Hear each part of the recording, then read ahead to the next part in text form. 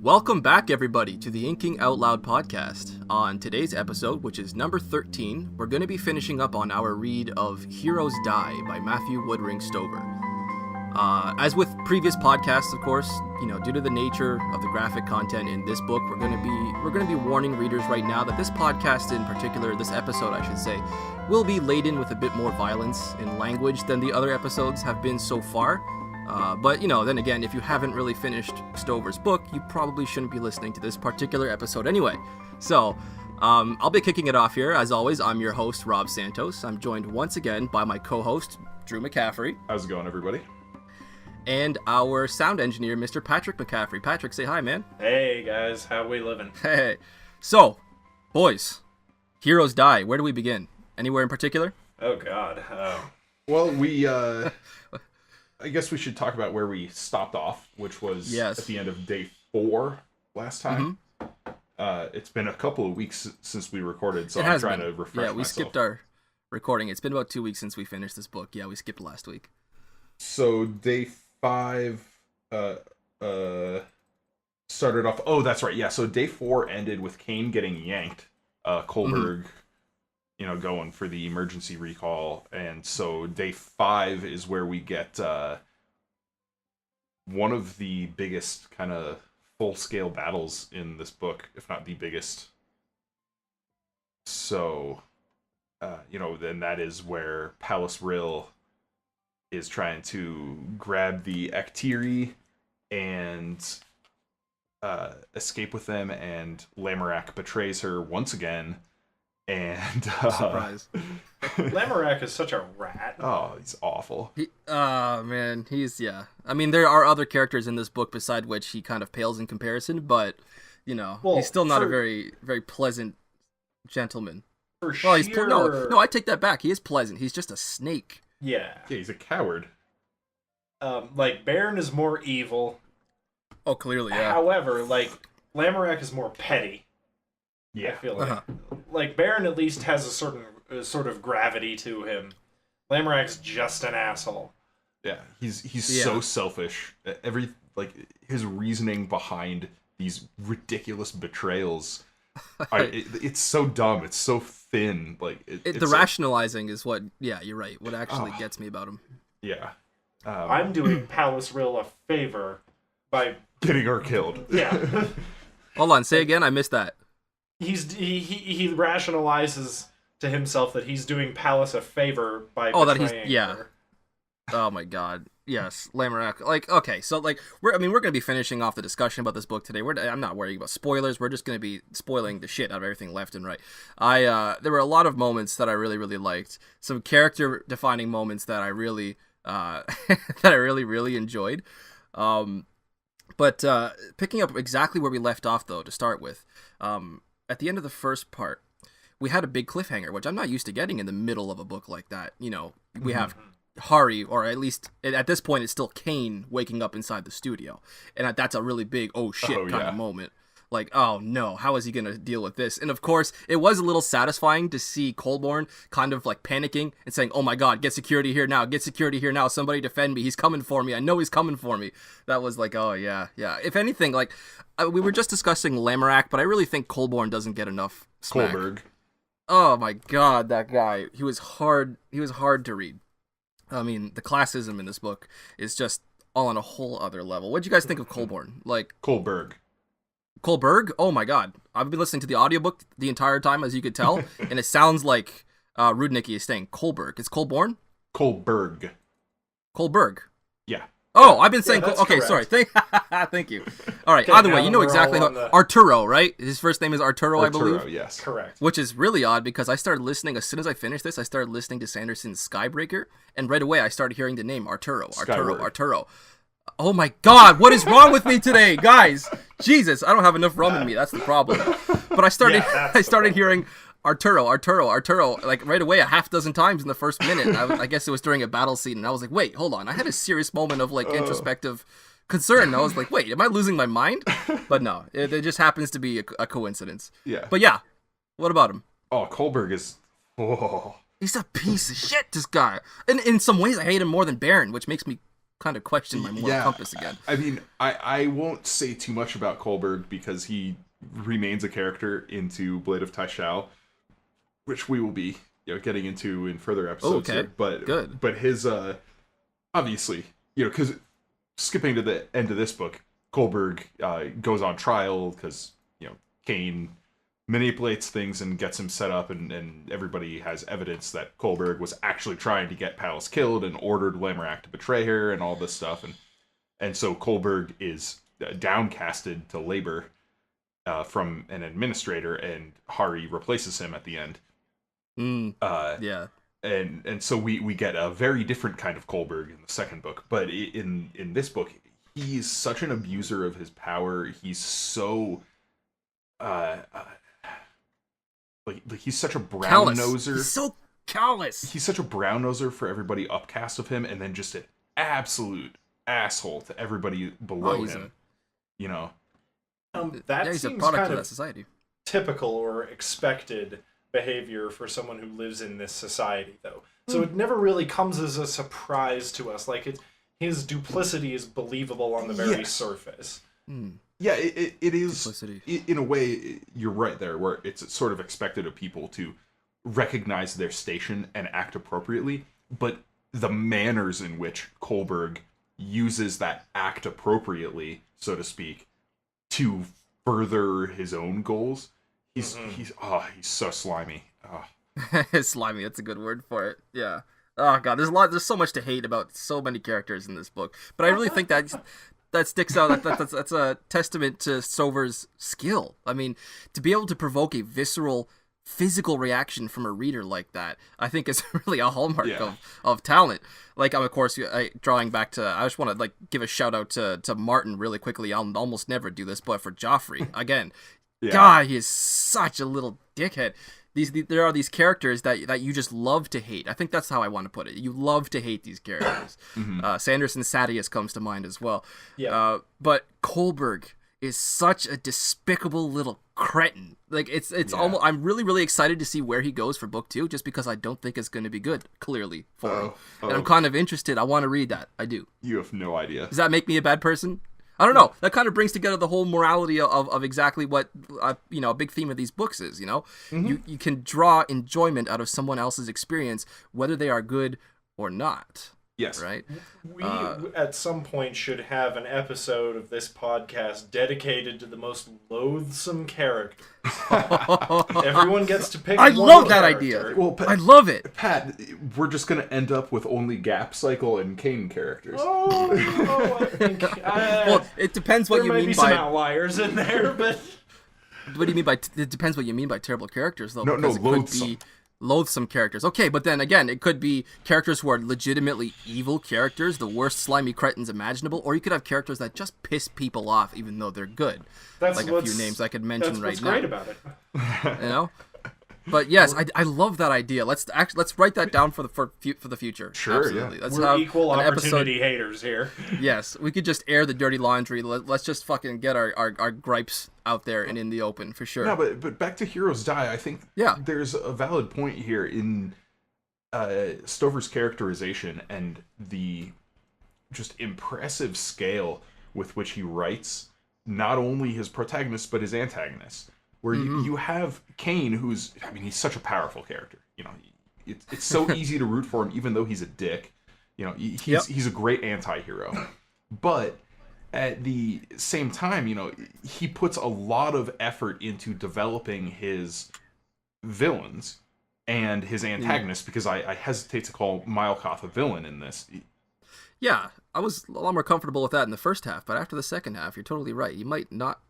Yeah, it's very much more Baron and Kohlberg are villains, and Milekoth is an antagonist.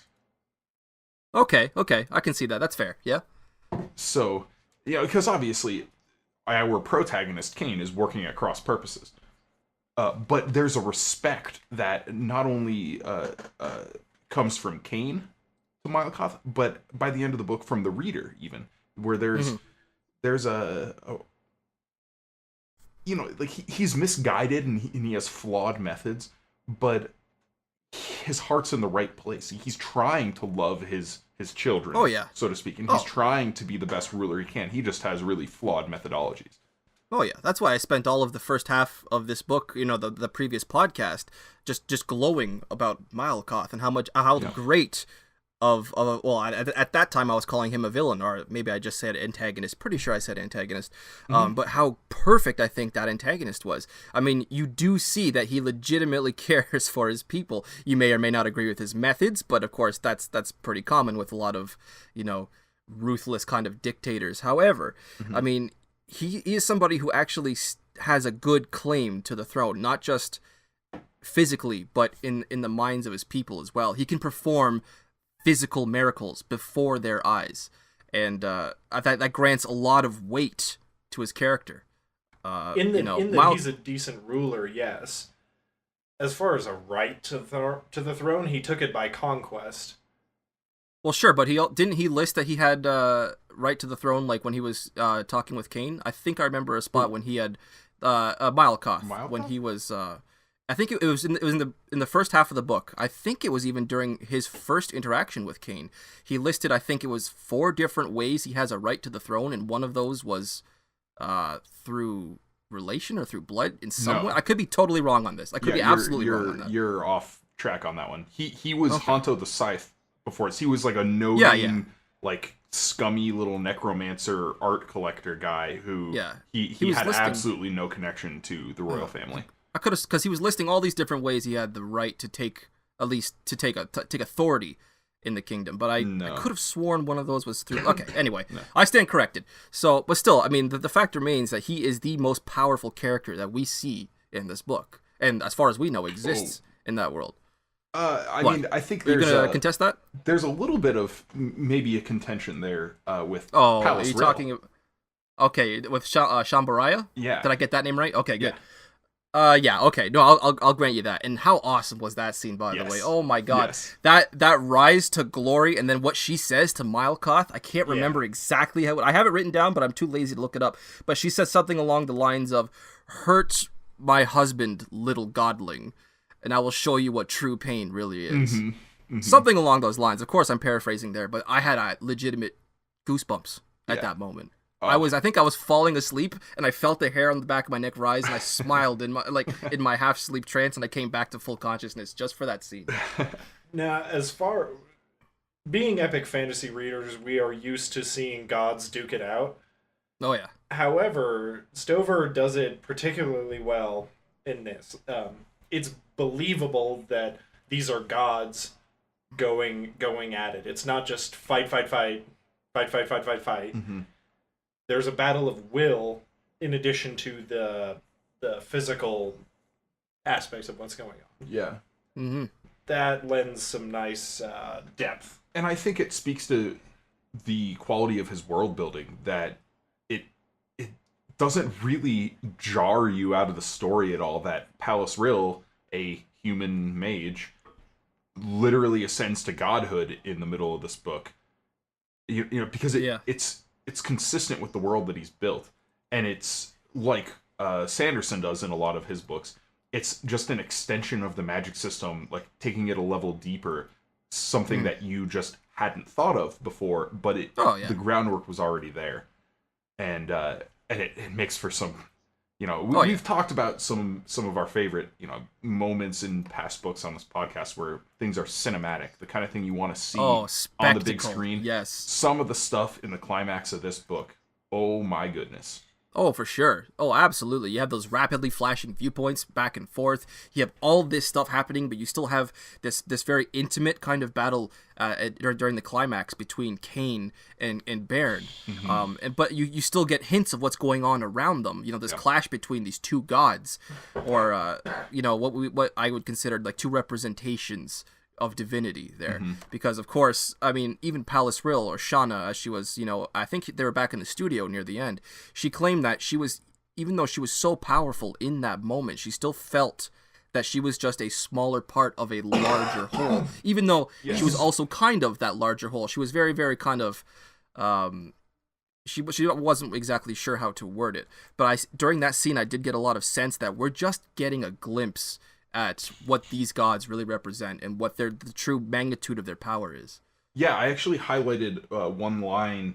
It wasn't from yeah? that particular scene, but this idea gets repeated several times when we're in Shana's point of view, from Pallas Ril's point of view, and she's merged with Shambaraya, and she says, it was nothing more than the little rivulet called Shana Layton, called Pallas Ril.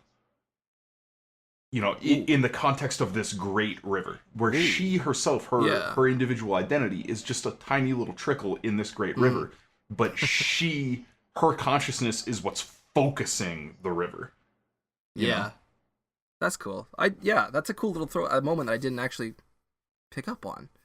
Yeah, there are a couple of points where she talks about herself in those terms, where she's like, I am just one tiny little aspect of a greater whole. Of the greater whole, and yet, because the greater whole is so unfocused, her focus can take it over. Yeah.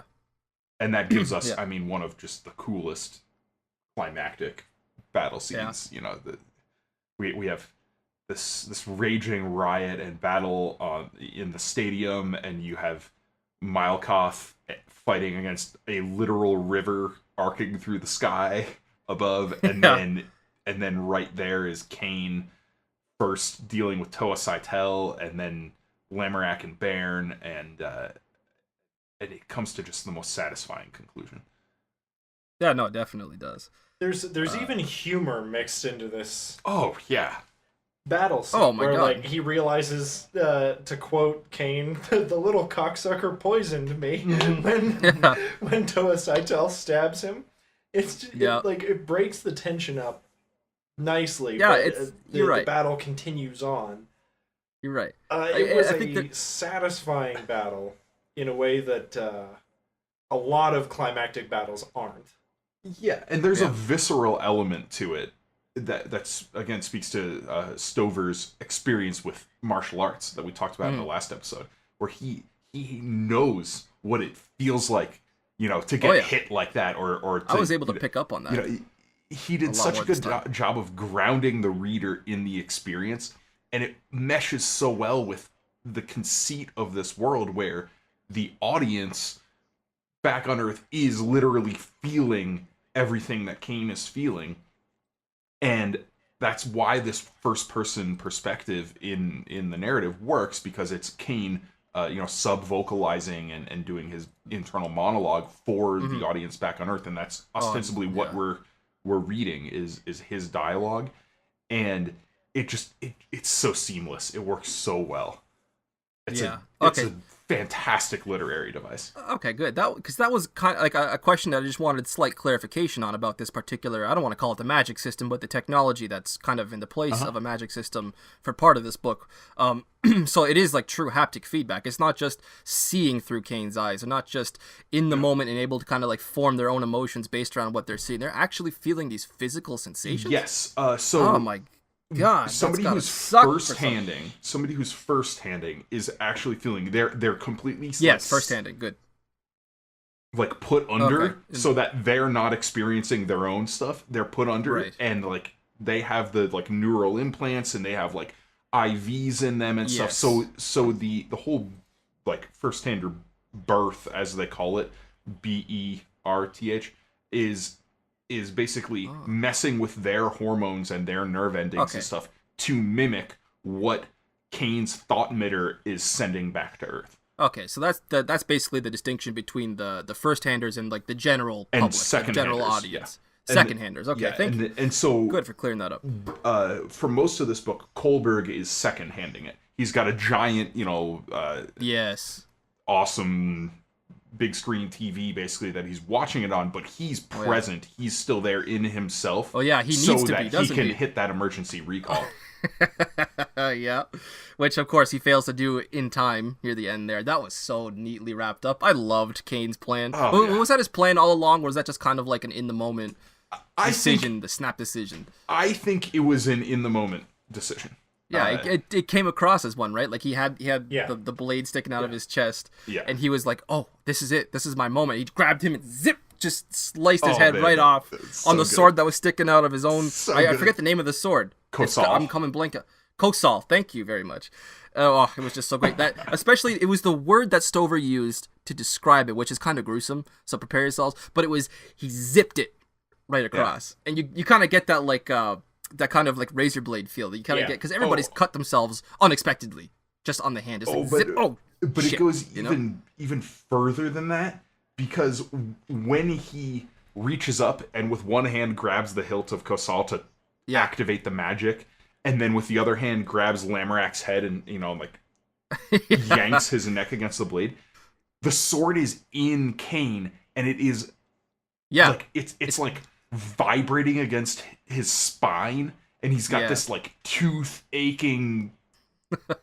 It makes you wonder how pain. first-handers pay so much money to experience everything. Like, wouldn't you want some things not to be experienced?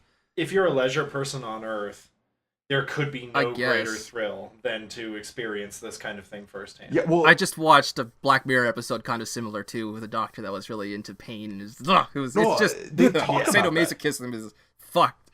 You know, they talk about that where Kohlberg is like, man, if Cain actually dies here, do you know how much money people are going to spend? Oh yeah, to experience Cain dying. Yes, like even those in the control room.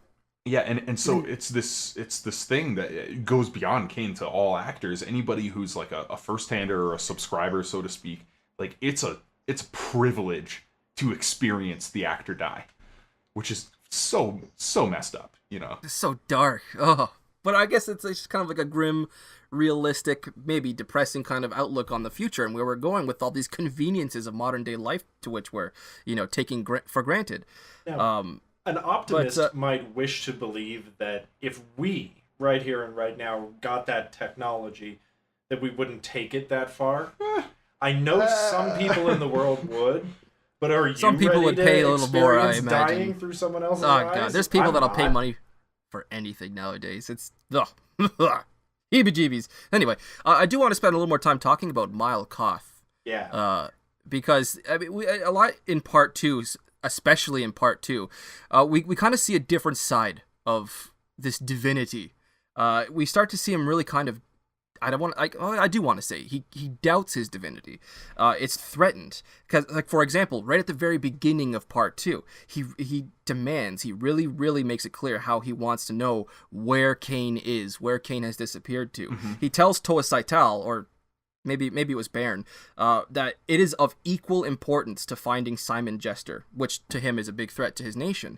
Mm-hmm. I think it was, I have it written down, day 5, chapter 6, near the end, because it threatens his divinity. He doesn't know where Cain is, and he feels threatened by that, you know, which is something we didn't really see much of him doing in the first half of this book. He just comes across as this totally omniscient, all-powerful ruler. Yeah, it's a weird kind of situation, and it's a neat bit of character building where Mile Koth is literally a god, but he's a god in his infancy. Yeah. Who used to be a human. And so he has human doubts that creep into his godhood and his, you know, all-encompassing self-assurance. Because, you know, at heart, he still has that human in the back of his head, telling him, like, oh, well, maybe it didn't work, or maybe I'm not omnipotent the way I should be. And it's a great bit of characterization and humanization for a superhuman character. Yeah. And that goes back to what I was talking about earlier, where he just does such a great job of rounding out and making his villains and his antagonists compelling characters and dynamic characters too. They do. Even his, not all of them, but some of his antagonists change, just as his protagonists change over the course of the book. Oh, yeah. Like, Mile Koth has a character arc in this book. He does. It's crazy. I loved it. I loved where it started, and I loved where it ended up. I liked both ends of the spectrum there. But, like, again, specifically about Mile Koth, like, when Cain ended up confronting him, you know, after he had returned from his disappearance, I mean, I was like, okay, how in the Lord Jesus is Cain going to talk his way out of this one? He is so dead. right? He's walking into the Iron Room. Is it Iron Room? Yeah, Iron the Throne? Iron Room. The Iron Room. Yeah. And he's confronting Malakoth, but instead we get to see, like, instead of seeing Malakoth just eviscerate him and strangle him with his own guts, we get to see Malakoth's sincere concern for his people as Cain ends up manipulating him into personally intervening with the burning city. Right. It's such a good misdirection, which I will admit kind of took me a little out of the moment, and I was like, okay, Malakoth, you are supposed to be, you come off as so intelligent. How can you not see that he's clearly But he's emotional. Here? He's emotional, and that is a key character element for Malkoth, is that he... Yeah, and as you reference, he's... over the course of this book, he does have moments where he lets his emotions get the better of him, and it takes, 2/3 of the book for Cain to realize that, and realize, oh, this is a handle that I can use. But I want to kind of concentrate on Cain now in this aspect, and that is the only reason Cain is able to recognize that handle and use it is because of his conversation with his father, and the whole inch toward daylight thing, and his father's constant exhortations that, like, you can fight, but you're thinking about fighting like Cain. You need to think about fighting like Hari. And that goes back to what we talked about in the first episode of how Cain and Hari, they kind of are separate characters. They're separate people. They think differently. They act differently. They are physically the same, but we have these moments in the book where Stover hammers it home, and the pronoun, or not the pronoun, but the actual name changes in the middle of a paragraph, where it starts off with Hari saying something to Kohlberg, and then by the end of the paragraph, he's pissed off beyond all imagining, and it's Cain now. Oh yeah, I think we even had one scene where it changed in part one, right at the end of part one. It changed from it changed from first person to third person again. I think it was in the middle of a scene. No. The only time we get the first to third change is when it cuts from Overworld back to Earth. Basically, anytime the thought emitter gets turned off, when Cain isn't online anymore. Right, when he got yanked back at the end of part one, right? Yeah, that's what I was referring to. Like in the middle of a sentence, almost, it just kind of changed. Like you could see that moment where the thought emitter was deactivated. Yeah, but then... So right after that, Cain goes offline, and he storms into Kohlberg's office, and it's Hari. Yeah. At first it's Hari. At first. Yeah, and that's my point, is that it's Hari, and then when he puts all the pieces together, and we talked about the last time, that little click, click, click, as the pieces fall together, and then suddenly it's Cain. Oh yeah. And so in this half of the book, it's the focus on Cain can't solve everything. Cain can't do this, but Hari can. And it's that acceptance and that, embracing of himself as Hari Michelson, and not just, ducking under to Cain and letting his, like, primal angry side just take over, right, and his frustration take over. That's that pivotal character development for Hari, for Cain in this book, and that's how he wins. He's smart about things instead of just killing his way to his goal.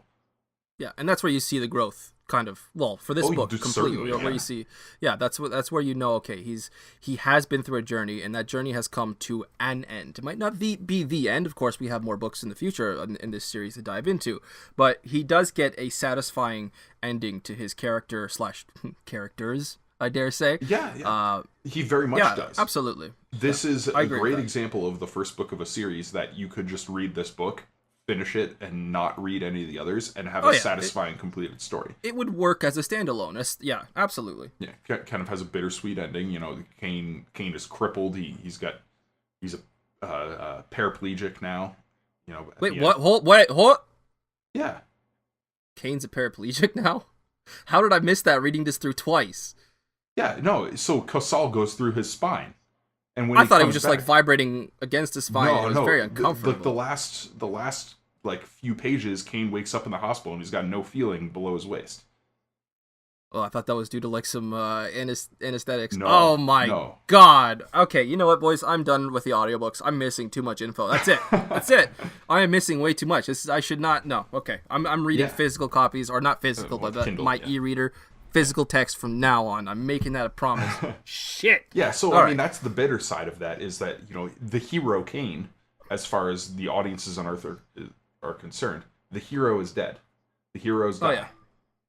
But Hari lived, and Hari gets sort of his happy ending. I mean, he gets Shana back at the end.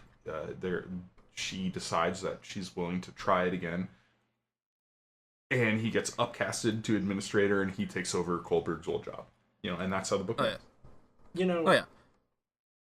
talking about the bittersweet ending here for Hari, what drives it home the most for me is that he's not actually happy at the end of the book. I mean, we say happy ending, and like, yes, things worked It's out happy for him. us. Almost, but not entirely. I didn't depends feel what you're looking for. particularly elated Yeah. No, neither did I. because Cain's, Well, that's where the bittersweet. comes in. Cain's lack of joy Fair enough. took it out of it for me, and as far as I'm concerned, he doesn't experience any pathos because of his extreme lack of moral character. We see in the second half of this book more clearly that he is not a good person. Not even a little bit. He's willing to screw Majesty over at the drop of a hat because it's convenient to him.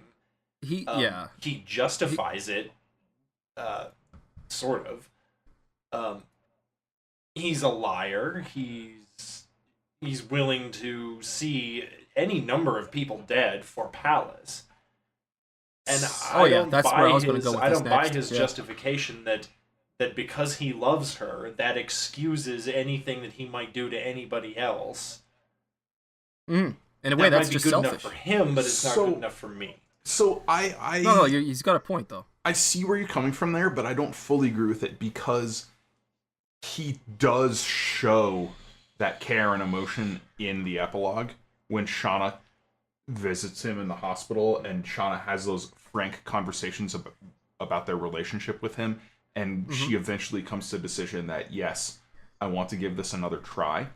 He's not detached from that at all, and there are points where, you know, he talks to himself, like, or thinks to himself that, you know, he can't breathe. He's so, like, involved in the emotional moment, and then the really big kind of indicator is actually sort of removed, and it's when she says, I don't know if we can make anything work between us, Hari. I really don't know. I'm not the same woman you married. Different things are important to me now. And you're not the same man either. Maybe we could get to know each other again. You think? Because I love you, and I want to try to be together again. I want us both to try to be happy. And he says, Shana, my God, Shana. And then, as he reached out to take her hand, a team of doctors with a crash cart burst through the door of his room. His telemetry had set off 6 different alarms. Well, yeah, but again, this is specifically about Shana. No, Pat was saying it's when indicating it comes to that he is not a total sociopath. He's not detached from feeling the emotions of others. But I don't feel that's the point that Patrick was making. It's not. He's a sociopathic. He's when it comes to other people interfering with protecting Shana. Like there's a point during the climax when he said he would sacrifice every living soul in that entire stadium. There's a great cheap at twice the price if it would protect Shana. And I think that's the point that Pat was making. Exactly. That makes him, just because he loves Shana doesn't excuse his justification of doing anything to protect her. I think that's where he comes callous. I don't know, maybe I'm letting a little more of my impression of later books in the series cloud my thinking here, but even with Duncan, it's the people close to Cain that he elevates. And it's not necessarily an exclusive club. If he sees a respect and allows a bond to develop, he's not gonna be this total hard ass, totally cold. And even Milekoth at the end of this book comes into this. Yeah. Where, you know, and that's a good, like, kind of example of something that was against Cain's will. You know, he didn't choose to respect and eventually, in his own way, love Milekoth. He didn't choose that. It just happened. Yeah. So it's not just all about Shana. You know? The only thing I would say opposed to that is Majesty, again, to bring him up. Yeah, but Majesty betrayed him. Majesty is a friend of 10 years. But Majesty betrayed him. And we know, you remind me again exactly how Majesty betrayed him. Cain comes to the realization that the whole reason Majesty was bankrolling the Simon Jester thing was because he was setting up the whole thing, and then he was going to roll it all up and betray all of them in return for a title with Toa Saitel. And that's why Pallas puts the charm on him. Yeah. Yeah. Like, Cain says straight out, he's like, this is way too small time for you. Why would, like, this is not worth your time. The reason you're doing this is because you were planning on betraying all of them and getting a title out of it. And when... Yeah, but if Cain is also willing to do that in response, it's... Well, but it's revenge. And Cain... Right. Oh, we know, for sure. Yeah. We know in this book, it doesn't matter what Cain thinks about you. If you betray him, and you betray him in a mortal way... Good luck, bud. Like, yeah, he will seek his vengeance. However, it's just fair to just point because out, he's justified doesn't make him a good person. Though. No, I'm not saying he's a good person. He's an anti-hero. He's a dick. But I don't fair think enough. I don't think he's as like bereft of morality as maybe you're making him out to be. I don't know. I my first impression was going in, of course, having just read the book once, or the second half I went through twice, but Cain has a huge moral blind spot when it comes to protecting Shana. And I think that I'm just predicting now that that's going to be a huge source of frustration or inconvenience for him going forward. I really think so. I mean, perhaps. I mean, certainly one of the greatest one-liners in the whole book is on I have so many of those written down. On that topic. Let me look it up. Oh, one sec. I gotta look up the full quote and the context because just the one line doesn't quite do it justice. I can just vamp for a bit with Pat if you want to keep looking for that quote there. Yeah, in the meantime. Yeah, in the meantime. There was a moment, and again, where just really quickly, there's another point I wanted to make, drawing like on the relationship in Hari's skull between himself and the personality that is Cain. Mm-hmm. There was a moment at the end, at the very, very end, after the entire climax and after Shambaraya has done her battle with Milekoth and they have returned to the studio. There was a moment when Shana says she refers to Hari as Cain. Mm-hmm. And he specifically says, "Fuck Cain, call me Hari." Yeah. And again, not only is this further evidence that he still personally considers the two to be totally separate, entities, but I think this is drawing another problem to the front, to the attention of the reader here, is that maybe Hari's madly in love with Shana, but I think Shana is specifically in love more with Cain than she is with Hari. Because she specifically says Cain there, even though they're back in the studio. She says, "Hold on, Cain." That's what it was. You think it's the other way around? I think it's the other way around. Well, she does mention that she despises Cain's kind of she leaves personality him and attitude. because Hari believes that he is Cain. Oh, and she even takes it a step further, and she says, she tells him that, or maybe it was an introspective moment, but she claims that she actually ended up being with Lamorak in the first place because he was so different from Cain. Yeah. But I think when it comes down to it, when it really comes down to it, and he's dying there taking his last final breaths, she says, "Hold on, Cain." And she says it, she whispers it in his ear, like a lover, Remind me, was that in the stadium or was that in the studio? That was in the studio. Okay. I think it was in the studio. I'm like 98% certain that was in the studio. But there is like a valid point though with you there, with your point toward like maybe she loves Cain, and I think like part of her does love Cain, but mostly it's Hari that she was in love with. But there are multiple points in this book where Pallas envies Cain for his ability to just do what needs to be done. You know? Okay, yeah. Yeah, fair.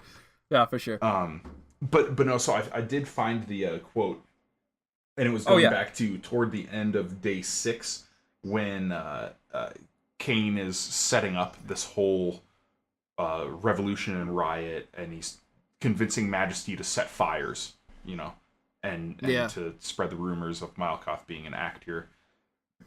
And the quote is, "Burn the whole city," Majesty muses, shaking his head in slow disbelief. "That's pretty extreme for the life of one woman." "Fuck the city," I tell him. "I'd burn the world to save her." That, at least, is not a lie.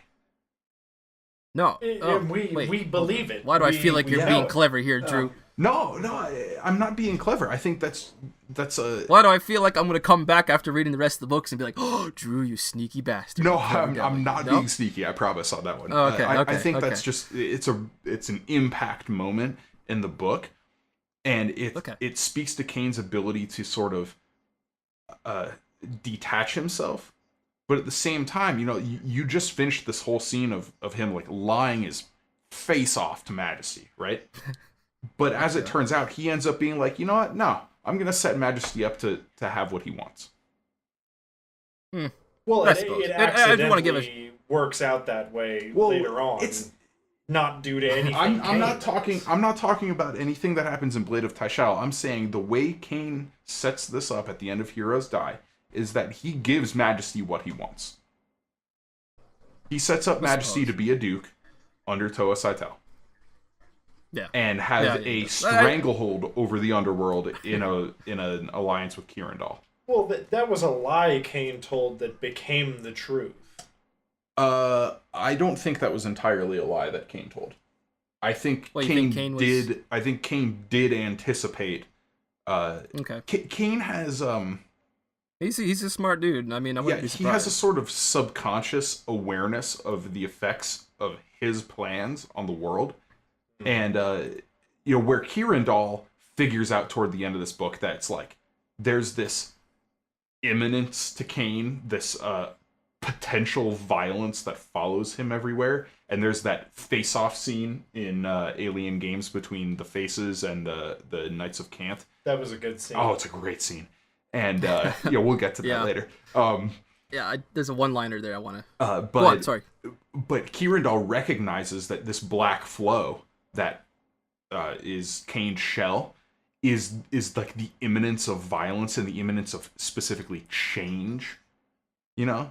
And and so Cain has a not as overt awareness of that as Kirindal gathers, but he has a subconscious awareness of it, and he kind of recognizes, like, listen, the last time I was in Ancana and participating in events of this scale, there was a regime change, there was a revolution, and I think that's why he made that plan with Kirindal and Majesty, not necessarily knowing and not being able to guarantee that it would work out the way he convinces them it will, but he does it because he has an inherent guilt in him.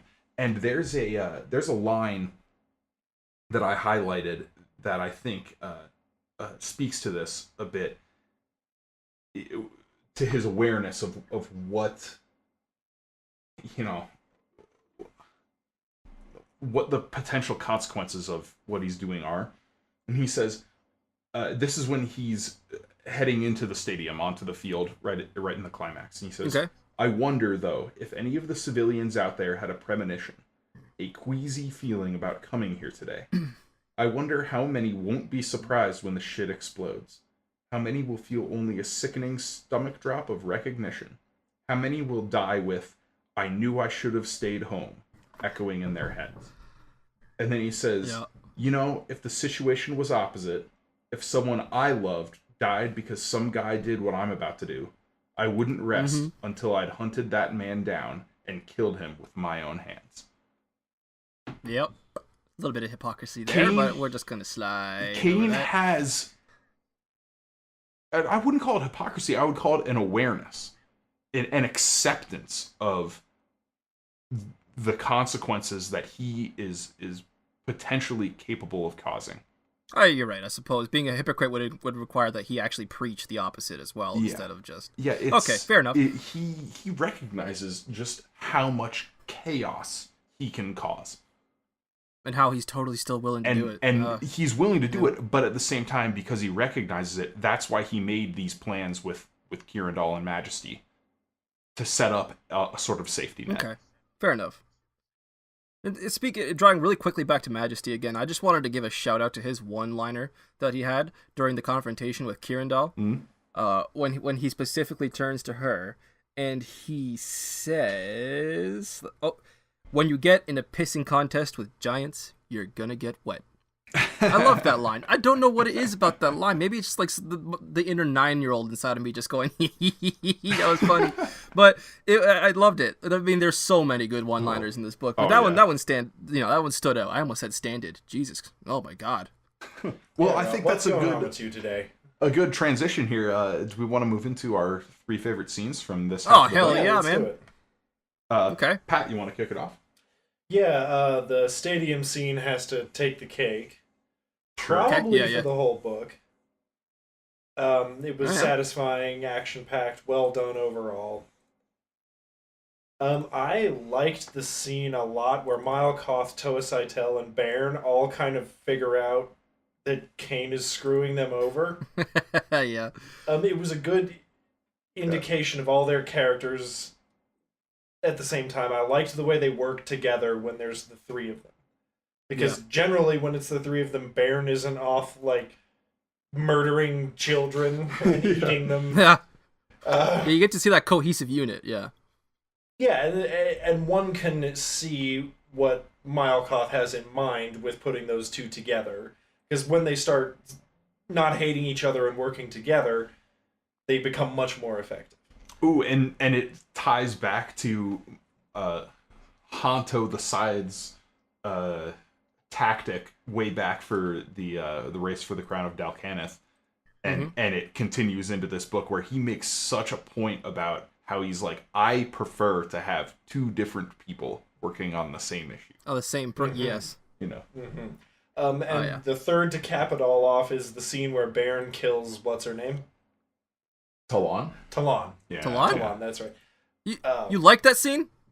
I mean, I didn't like what actually happened, but it was a good scene. Oh, okay. You're saying it was done? It was pulled off very well? Is that what you're saying? It was pulled off very well. Okay. I did not expect Talon to do as well as she did against Bairn.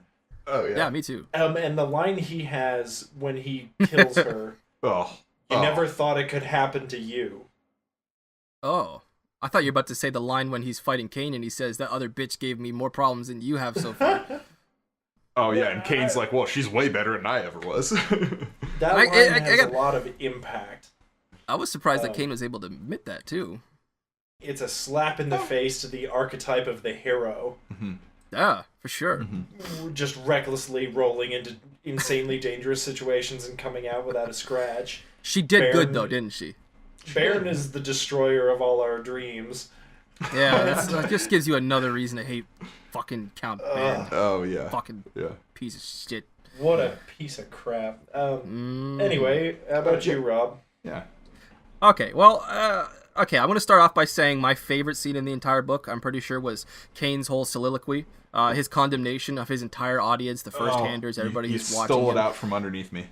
Oh, yeah? As Shambaraya is battling Milekoth, the entire soliloquy was just so powerful. And you were absolutely right, Drew. I want to just take a quick step back here and point out that you did mention this during last podcast, how you absolutely feel, even as a reader in these moments, that you're kind of still involved and you're kind of still guilty. Just what a climax. I mean, there's really not much else that can be said about that. It stands on its own. If you've read it and you're listening to this, you know how good that scene was.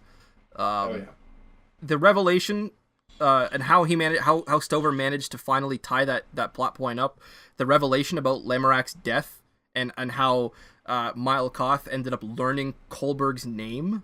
It's a very neat way to get around that kind of whole kill switch problem that they have. Milekoth's magic at the moment of passing, that was genius, I think. And Kohlberg is, and I wrote down here in all caps, Kohlberg is in such deep shit now, in all caps. And, of course, You know, this is tied probably for my favorite scene in the whole book, and it's not even remotely close to like the huge impact of that first scene I was talking about, the climax. But that kick to the balls, though. Oh my god, I was jumping for joy when that happened. I couldn't believe it. I was like, yes, yes. I was waiting for you to bring that up. Oh yeah, I think I ended up texting Drew as soon as I read that, and I was like, that kick to the balls, though. It was awesome. And it was done with so much detail too. Like Cain could actually feel his Malkoth's gigantic testicles squish against his instep. Oh my god, it was gold. It was again, just like Pat, you mentioned earlier in this episode, how it's really great in these huge, these breathtaking white knuckle gripping moments of climax going on forever. It seems like, and then you get that little breather, that little giggle in the middle. It kind of brings you back and gets you ready for more. And I really think that was a perfect example of that. Incidentally, Stover and I share that we're both martial artists. And having recently taken such a wound in a bout of martial arts, I can tell you that my sweet what summer child followed was entirely accurate. If that is not something that's happened to you in a long time, don't think it's hyperbole. Oh yeah, I was a teenager at one point with some rather rambunctious friends who would, occasionally just decide to drop kick me in the nuts. Every young man I think has experienced that pain before. Yeah. Indeed. Drew, I imagine you've partaken, you've experienced, you've stared the devil in the eyes. Not specifically a kick, but I play hockey. I have blocked the shot. Oh yeah, as a hockey player, you're gonna get so much. Yeah. Oh my god, I actually lifted up off the ground with the force of a kick once. Yikes. I think I was about 11 years old. No, thank you. Yeah. Oh my god. But anyway, yeah. So those are my three favorite scenes for the second half of Heroes Die. Okay. So with my three favorite, again, I just want to reiterate. My first was that same scene that Rob just brought up with the soliloquy when Cain. He's not only speaking to his first-handers, but I really do think this is Cain breaking the fourth wall and speaking directly to the reader. And he says, I understand. I know what he meant. My father told me that to know the enemy is half the battle. I know you now. That's right. It's you. All of you who sit in comfort and watch me die, who see the twitch of my bowels through my own eyes, you are my enemy. And he goes on, for a couple more paragraphs, but it's such a visceral moment. And it hits so hard, and it really makes you reflect on just the kind of media you're consuming as you're reading this book. Like, there's so much discussion around the grimdark subgenre of fantasy, and lots of people are like, oh, it's disgusting, it's way too graphic and gory, and then there are people who just love it, and then there are people like I think I fall kind of more in the middle section where there's some books in this grimdark kind of topic that I enjoy, and some that I just really don't, and I've been kind of struggling to find a reason for why. And usually it's like, oh well, the graphic nature of things, like it serves a purpose in the narrative. It's not just there for shock value. Yeah, that's what I'm going next with. But at the same time, it's like, I'm still consuming that media. I'm still reading the Acts of Cain, where I'm like riveted to the page, reading about a guy who's got a sword like carving through his spine, and I'm reading a book and saying like I love to hate Baron when the guy is constantly talking about rape and like horrific sexual assaults and like even worse stuff. I mean, the family, his little fantasy with the family. Yeah, that was... Oh, my goodness. That was hard to read. This specifically right here, this like half a page section of Cain talking really makes you reflect on yourself as a reader. And I think that's an amazing reading experience. And that's something that I don't think I've ever noticed in another book I've read. I've never had another author do this to me.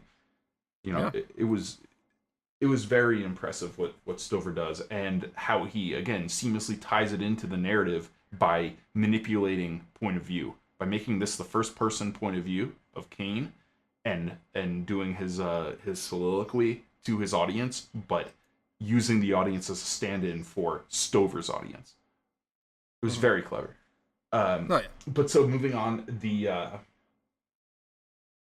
the second scene that I really liked was actually when Cain goes and meets with Shermaya Dole out in Who's Hawaii.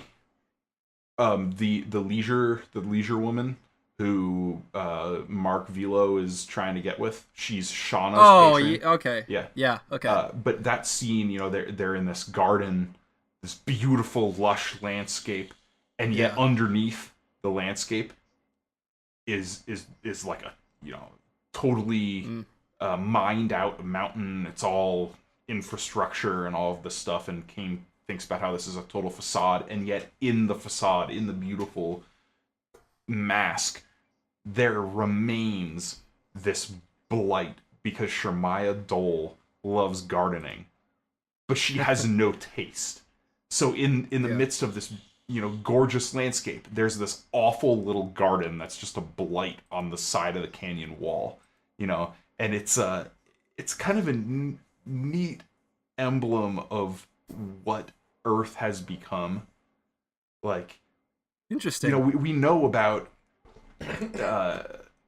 just from little bits in this book, we know that there's a lot of blasted, irradiated land. We know there have been nuclear wars and all of this stuff, and resources are scarce.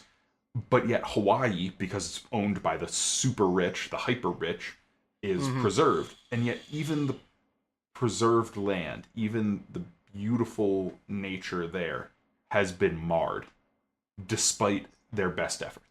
Because they're that self-absorbed. They're that wasteful, and they're that destructive.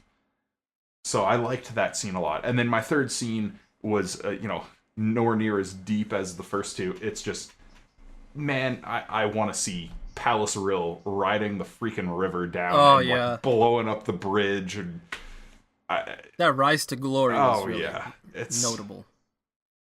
Of all the books I've read, this series is probably the one that I most want to be turned into a TV series.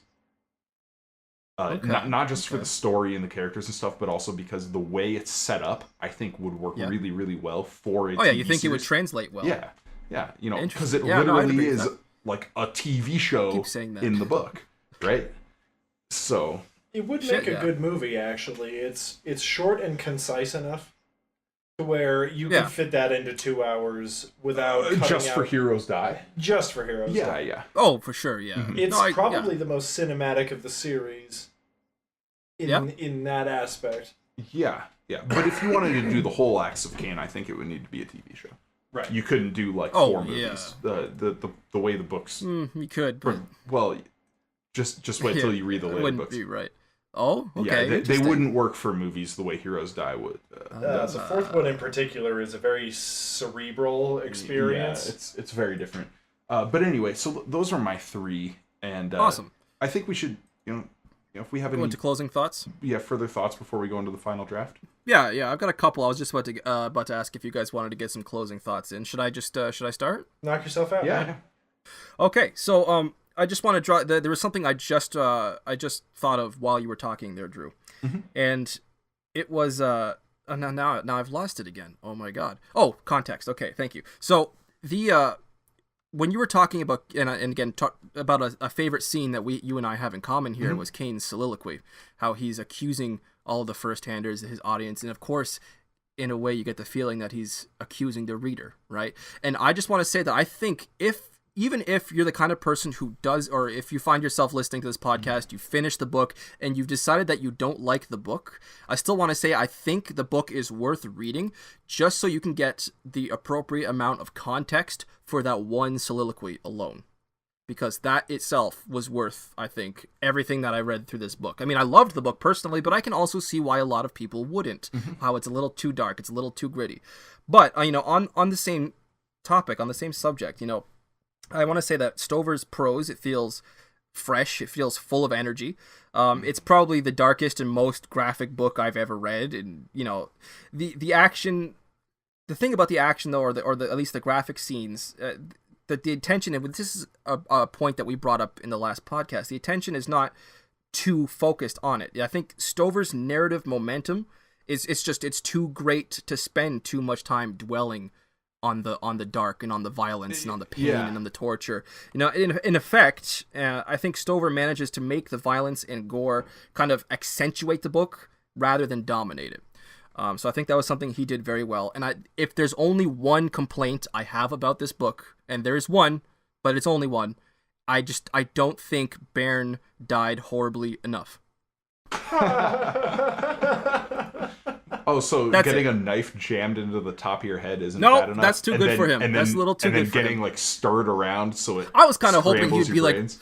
oh God, brace yourself. I was kind of hoping he'd get a little, some just desserts, like he'd get raped to death or something like that, Like, geez, there's a sentence I never thought would come out of my face, but there it is, Thank you, Stover, for making me hate a character that much. Hey, fair enough, man. Yeah. Anyway, those are my closing thoughts. You guys go ahead. My issue from beginning to end of this book is that it's never been harder for me to root for a hero or even an anti-hero as hard as it was for me to root for Cain. No shit, really? Yeah. There is no other character that I had to try and hope that he came out on top, including certain figures like Angus Thermopylae from the Gap Cycle. What? More than Angus. More than Angus. Angus is so much worse than Cain. Indeed. Drew, is that what you saw coming? Is that why you were like, hold on? Yeah, I was about to ask.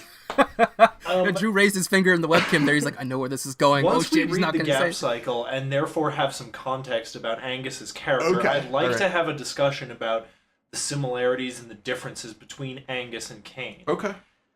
However, my point still stands that good Lord, it was hard to root for that guy. Now, I ended up getting there, but it was a struggle. Like, I didn't not care about what was happening, which would have been a fatal flaw. Yes. It was not a fatal flaw, but it is certainly a drawback for me as far as this first book goes. Okay. And it was mentioned before that this one doesn't need a sequel in order to be a complete story. Mm-hmm. And one could argue that it shouldn't have received them. But, it's critically acclaimed. And things that sell well, it's almost inevitable that I will say they're going to get sequels. Well. It did not. It did not sell well. No, it's really... I read that. It was commercially at least viable. In fact, it went out of print. And that is why we have such dramatically different covers for the last 3 books in the series. I see. And even those have all gone out of print since. The Acts of Cain did not sell well at all, and I think that's an absolute crime. I mean, compared to what Stover's known for, how do you beat Star Wars? Yeah. You can't really not beat, but how do you compete with it in the first place? I'm not surprised that Acts of Cain is. I talked about this in the first episode a little bit. He really was ahead of his time. If Stover published this book, exact book, no changes to it. If he published it in 2005 instead of 1998, this is one of the most beloved grimdark fantasy novels of all time. But because of when he published it, that was not the zeitgeist of fantasy. That Game of Thrones. Martin really hit that. That was the peak. 1998. That's the peak of epic, heroic, new age fantasy with the Wheel of Time and the Sword Wheel of Time was on book. And 4, 5? In 1998, I believe there had been 7. I want to say 8, 7 or 8. I think Winter's Heart was. I think Winter's Heart was 2000. So I know the first 6 were out by 1994. Anyway, but that's just kind of an interesting thing, and I talked about that. I recently wrote an article about Heroes Die for Tor.com, and I talked a little bit about I have to go read it a second time now. Cultural context of the release of this book, and a little bit about why maybe it didn't succeed the way it could have. So one of Hoyd's monologues, which are always enjoyable, touches on this very aspect of art, timing, general and literature. Timing, is what comes to our mind because we're reading a book. Originality is all, and timing is valued more in some ways than quality, which is a bum rap for any artist. Sure, but it is one of the things with which we must contend. Sure. Yep. All right, you guys want to head into the final draft? So Do you have any closing thoughts? I have a last thought here, and Yeah, that go for it, is the politics of this book. I think it's not necessarily heavy-handed. If you're not familiar with some of these ideas, you could probably miss them a little bit. But this is an extremely libertarian book. The focus on the historical names that we hear in this, when Cain talks about banned texts, it's guys like Thomas Paine and John Locke, and then he even does like some 20th century science fiction writers, and he always mentions Heinlein. And Heinlein specifically ties in with this book with I noticed the Heinlein reference. Simon Jester. So if anybody has read The Moon is a Harsh Mistress before reading Heroes Die, they will immediately pick up on this. The Moon is a Harsh Mistress is a science fiction novel written by Robert Heinlein, and it deals with a lunar penal colony that revolts against Earth, essentially. And one of the main characters in the book is a computer that becomes self-aware, and its nickname, its alias, is Simon Jester. Oh, and really? This computer espouses a libertarian revolution against Earth. And that is 110% where Matthew Stover took that name, and that is why Pallas Rill acts the way she does. And you will notice that in certain ways, the politics of both Cain and Pallas Rill, and especially Duncan Michelson, are extremely libertarian. Mm-hmm. And that is something that, as we continue reading through these books, we need to be aware of and keep in mind that there is, even if it's not super heavy-handed, it's kind of like obvious if you're in the know. If you're not in the know, obviously, like Rob didn't know the Simon Jester reference, it can fly over your head pretty easily. But going forward, it's something to keep in mind with the motivations and mindsets of the characters in these books, and comparing political ideologies in this series. Sweet.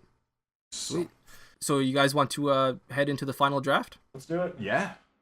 Awesome. Well, I got the boring choice today, so I'll just go first, and I'm sure what you guys have is a slightly more interesting.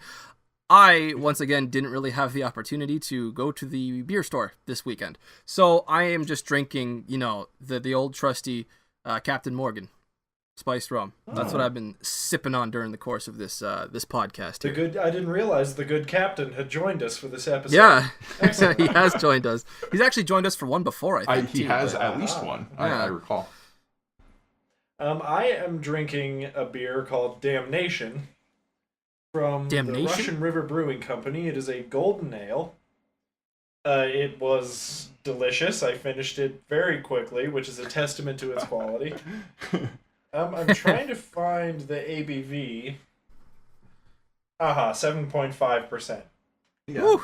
That's a strong beer. Maybe Damnation isn't the theme that this book ends on, but it's certainly where we begin, I'd say. I think there is a little bit of it in the end. Yeah, I was going to say about at least from Milekos's perspective, that he has. Oh yes, I forgot to touch on this. That there's that moment of realization where Cain's like, "Wow, Milekoth is just now realizing that horrible place that he was trying to make better, that is actually paradise, and he has come to hell." Yeah, that was a moment I totally forgot to talk about, and I wanted to when we were discussing Milekoth. I love the fact that he ended up on Earth. I love that. I didn't even see that coming. I wasn't even prepared to be excited for something like that, but I absolutely am excited to see where that goes forward. Sorry, I needed to get that out before I forgot. Sure. So mine is thematically appropriate. Of course. I am drinking a double dry hopped India Pale Ale from Mikerphone Brewing Company. It is very good. It's a really, really balanced IPA. It certainly has that bitter hoppiness, but it has a good citrus palate to it as well. I'm not usually a huge IPA fan, but this is quite nice. You mentioned. It's 7%. It is called Heads Will Roll. God damn it, Drew. God damn it. And let us all pause and heave a collective gasp of surprise there. How do you do it every week, man? It's a talent. Yet again, oh my god. the most thematically appropriate Those who can't see, beer but I'm just belongs to Drew. face palming right now. God. Anyway, awesome. Yeah, Sweet. Thank you once again for joining us. This has been episode 13 of the Inking Out Loud podcast. I am your host, Drew McCaffrey, joined by my co-host, of course, Rob Santos, and our awesome sound engineer, Pat McCaffrey. What it do? So next up, we will be continuing with the Acts of Cain. We're going to head into Blade of Tai Shao. We will be reading the first 11 chapters, which is just about half the book. And there are going to be some very, very interesting things to talk about with that. Ooh. So I hope you join us again next week. We'll catch you next time. Peace. Awesome. Thanks, everybody.